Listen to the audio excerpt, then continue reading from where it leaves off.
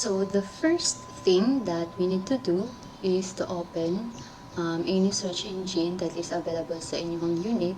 So as for me, it is the Google.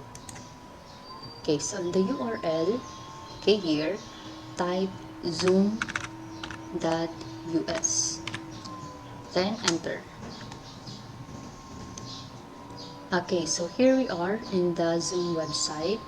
Okay, again, Zoom is a video conferencing software that allows for online collaboration up to 8,000 video participants and over 10,000 viewers. Now, individuals can simply click a link or add a meeting ID to join a meeting.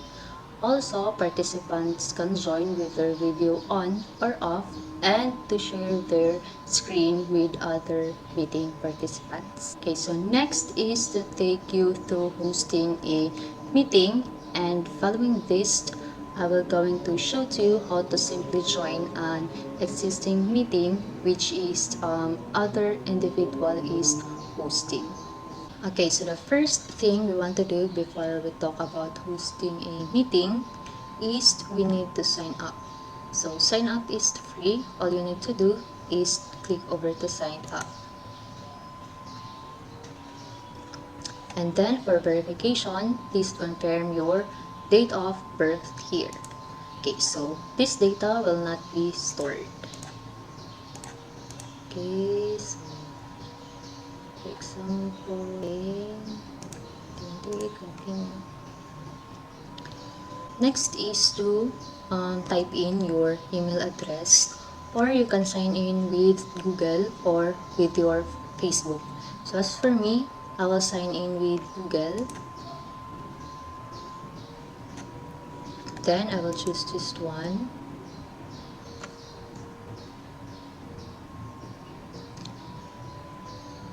Now, welcome to your Zoom dashboard. Now, this is where you can manage your recordings. Okay, so you can see previous meetings as well as meetings that are coming up, and you can create meeting templates. But we are going to make this really simple, and we're going to talk about hosting a meeting and being able to join a meeting, so you can share the link with other participants to join the meeting that you want to host.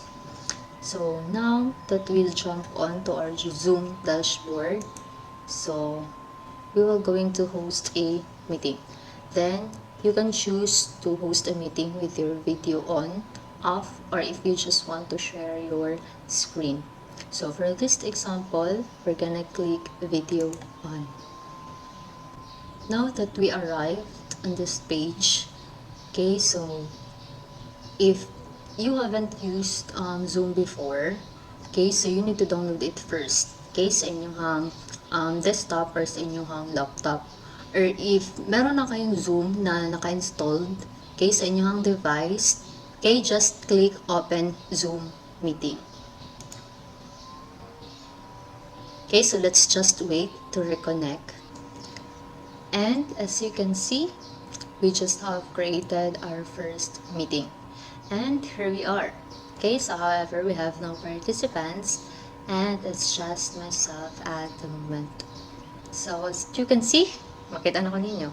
Okay, so this is the screen. So this is the video that you are going to see when you have your video on.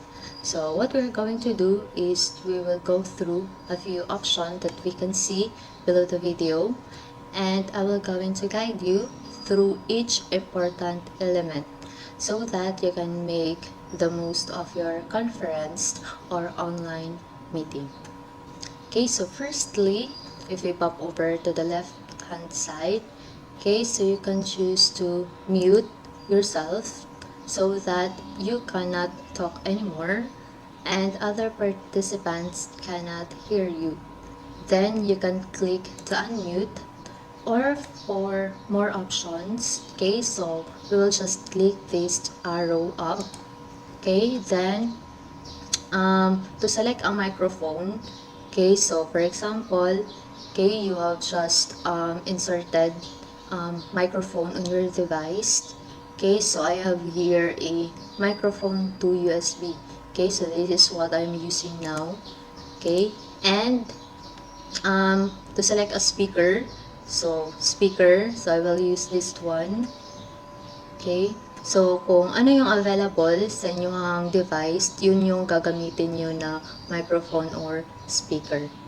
Okay, so next, if we will jump up here, so you can choose to stop your video, and that's just going to show you your profile, your email profile, I mean, because I signed up with my Gmail, so this is my Gmail profile picture, and this is what will pops up.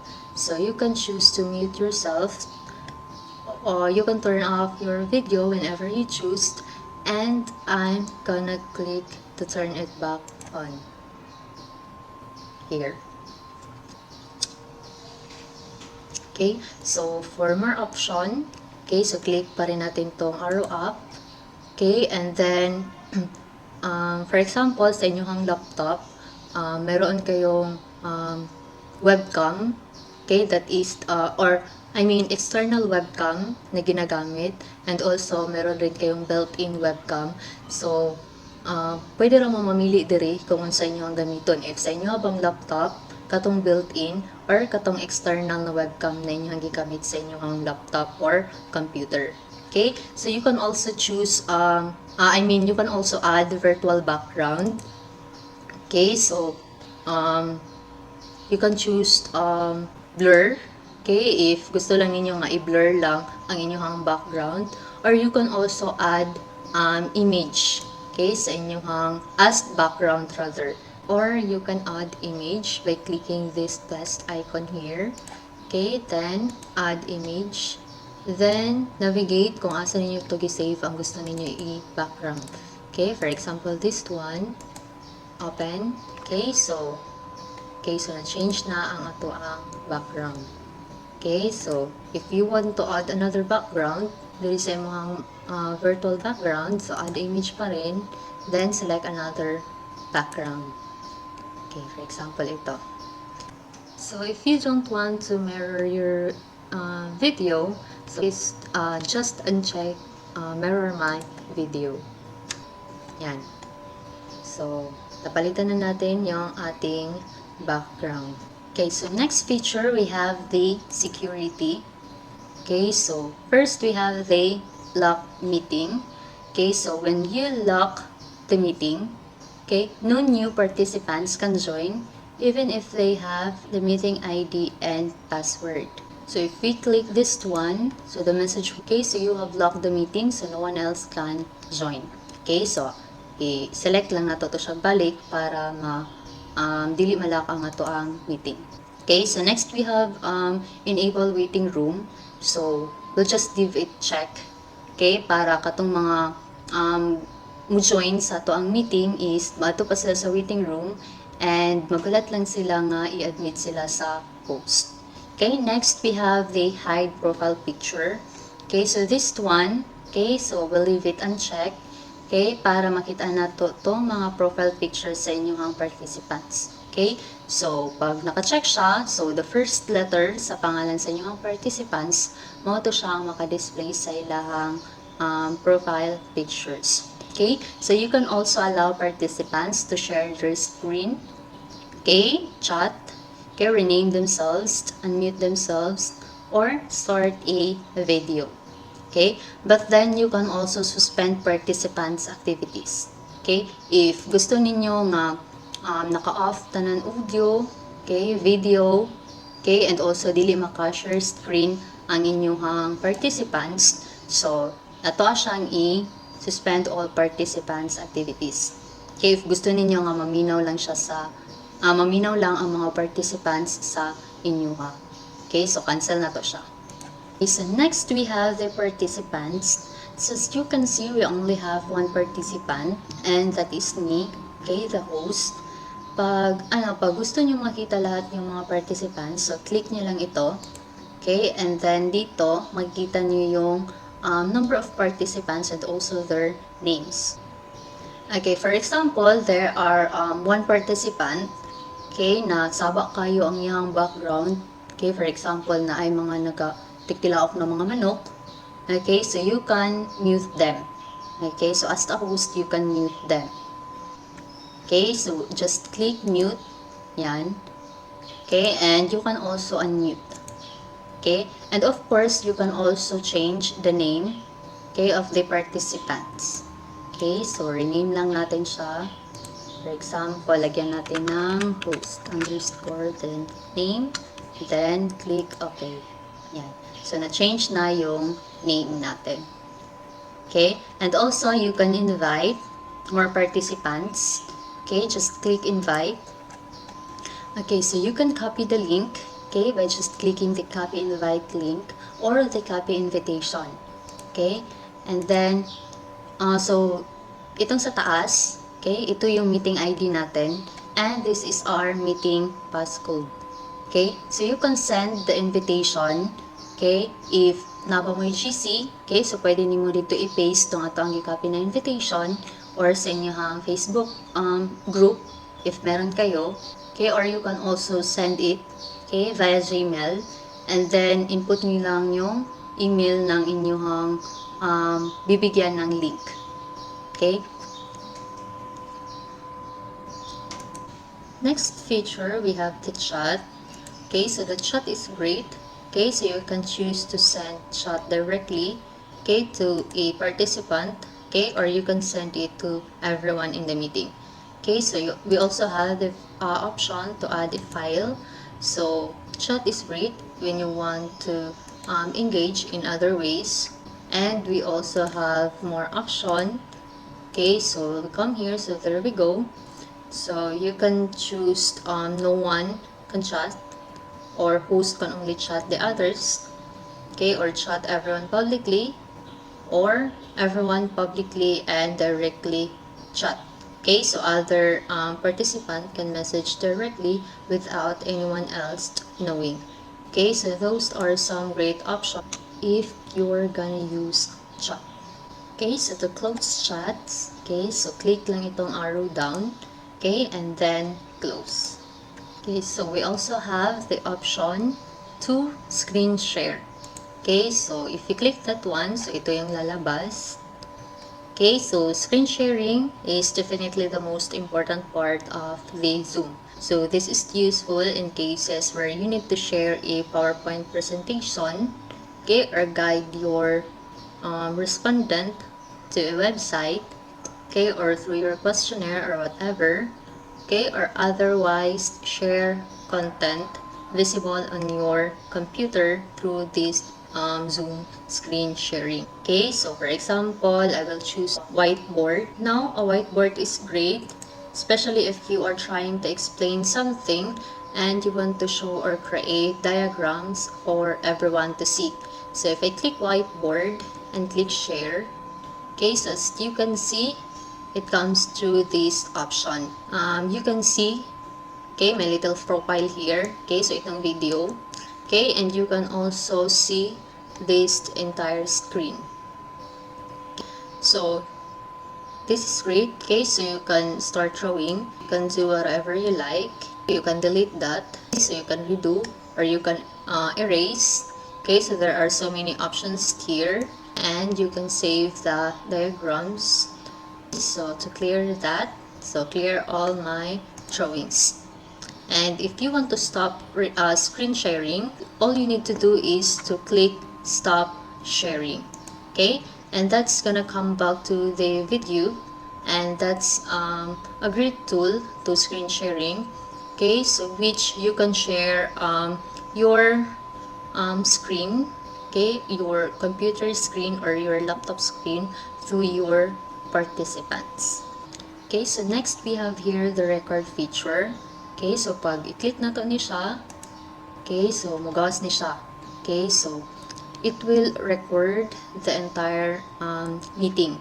Okay, so if you want to pause, okay, your recording, so click lang natin itong icon, or you can use the shortcut key, okay, which is the Alt P. Okay, so if you want to resume, okay, so click niya rin siya. Okay, then if you want to stop the recording, so you can click this icon or you can click the shortcut key which is a Alt R. Okay, again, so shortcut key for the resume, Alt P, and for stopping the recording is Alt R. Okay, so here we are. Okay, so the recorded file will be converted to MP4 when the meeting ends. Okay, so pag i-end na nato ni siya nga meeting, okay, so mugawas dito na nato makita ang ato ang recording.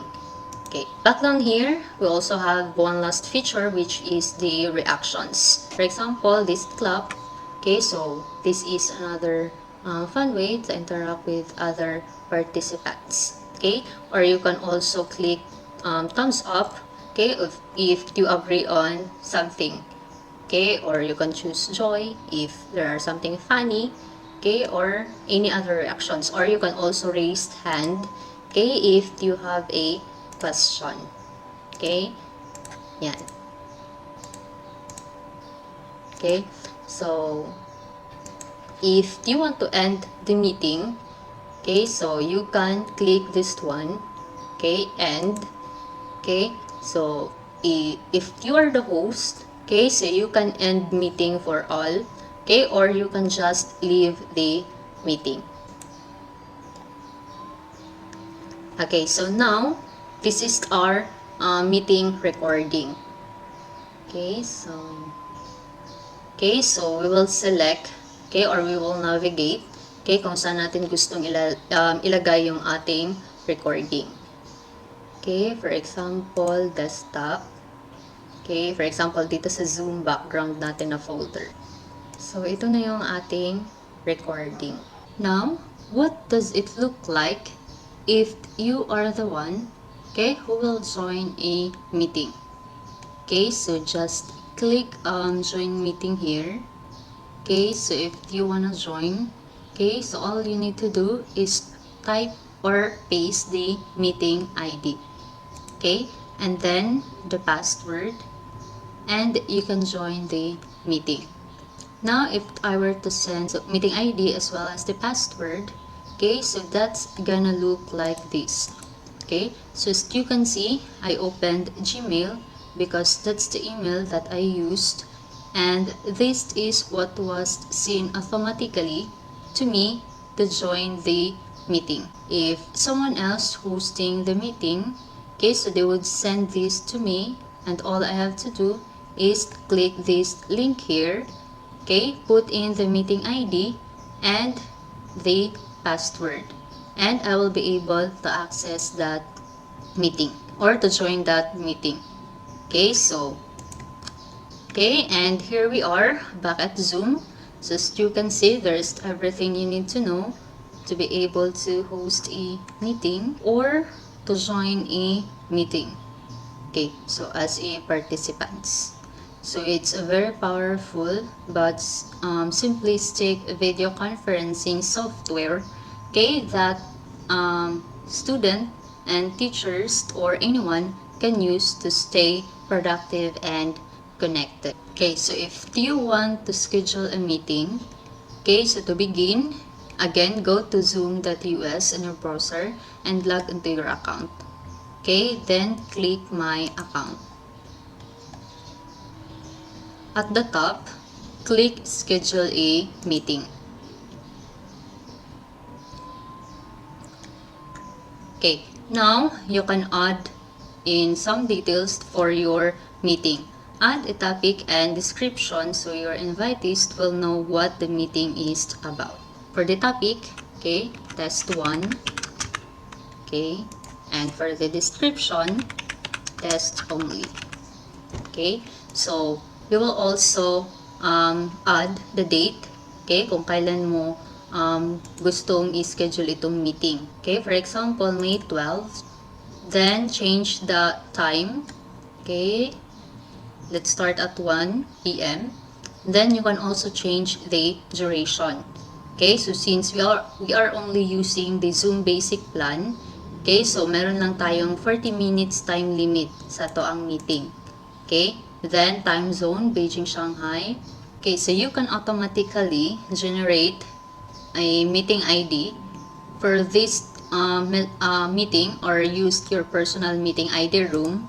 Now you can choose if you'd like the host and or participants to have their video on.